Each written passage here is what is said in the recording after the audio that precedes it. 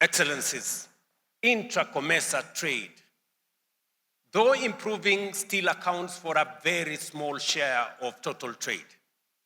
Africa, as we all know, and I was looking at the numbers this morning, only contributes 3% to global trade.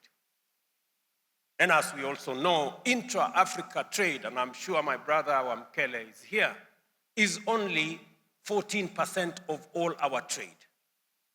If you compare with Europe, 70% of their trade is intra-European. They trade 70% of their products within Europe.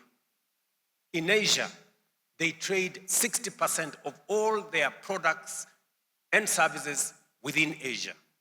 In Africa, we are only doing 14%. And that is why our contribution to global trade is only 3%, because we are not trading first and foremost with ourselves. And the reason why we are not trading with ourselves, and that is why the essence of COMESA, the reason why we are not trading with ourselves is because we have unlimited barriers. Just imagine that in the European Union, 26 countries, they have a single visa. Therefore, their people can move much more freely.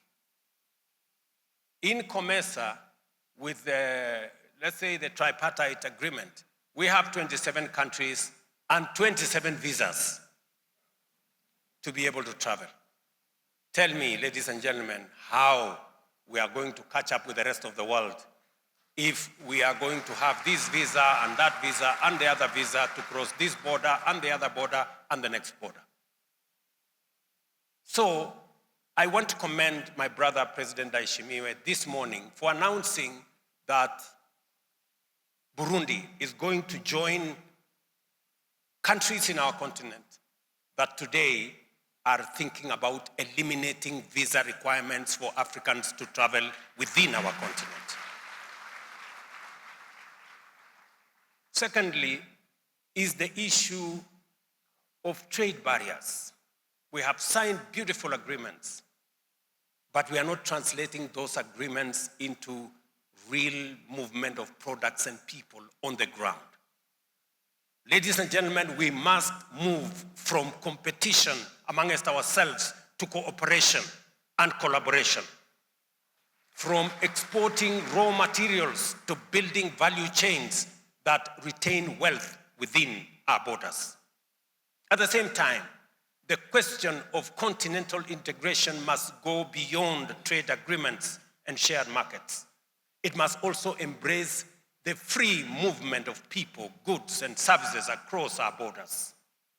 True integration will only be achieved when an African can travel, work, and invest freely anywhere within our continent.